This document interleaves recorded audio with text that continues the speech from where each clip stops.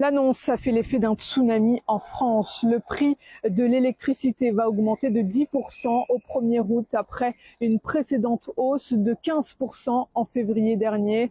Annonce qui a suscité colère et amertume dans tout le pays. Pourquoi? Eh bien parce que Bruno Le Maire, ministre de l'économie, a promis le contraire l'année dernière. Je veux être très clair avec nos compatriotes. Il n'y aura aucun rattrapage sur les factures d'électricité. Les consommateurs français ne verront aucun rattrapage lié à ce besoin de financement sur leurs factures en 2023. Pour une raison qui est simple, avec le président de la République, nous avons fait une promesse. Nous la tiendrons. Les promesses n'engagent que ceux qui y croient. Et encore une fois, les Français sont les dindons de la farce macroniste. L'exécutif avait promis qu'il n'y aurait pas de rattrapage sur la facture d'électricité de 2023. Eh bien, il a menti, ou disons plutôt, il s'est trompé puisque le prix de l'électricité a augmenté de 25% sur les 6 premiers mois de l'année. L'augmentation ne semble pas s'arrêter là puisqu'une nouvelle hausse de 17% est prévue pour février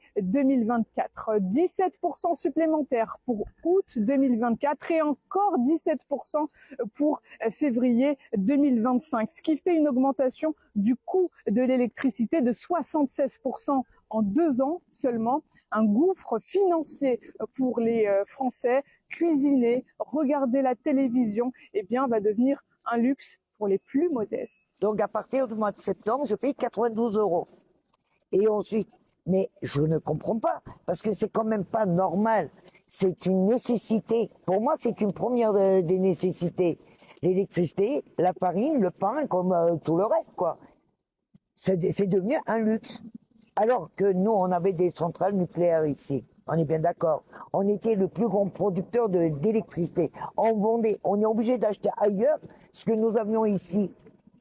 Donc, c'est qui encore les cobayes? Mais c'est nous.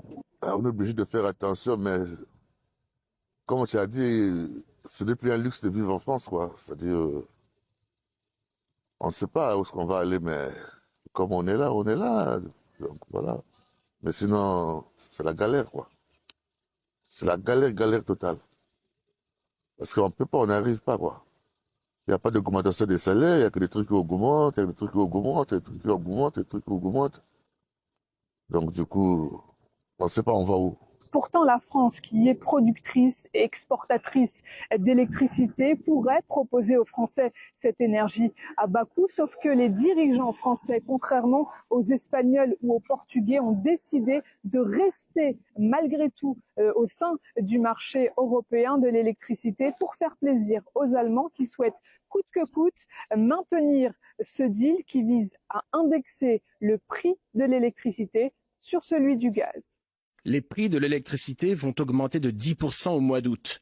Grâce à notre filière nucléaire, nous pourrions payer notre électricité beaucoup moins cher.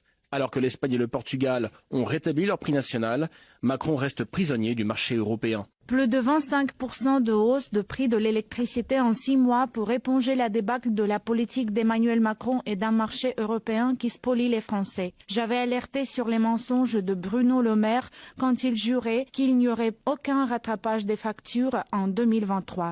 Une hausse brutale et injustifiée du prix de l'électricité est annoncée pour le 1er août. Toute la lumière doit être faite sur la hausse des profits des intermédiaires privatisés. Pouvoir d'achat des ménages et coûts de production des entreprises, l'État régulateur doit agir.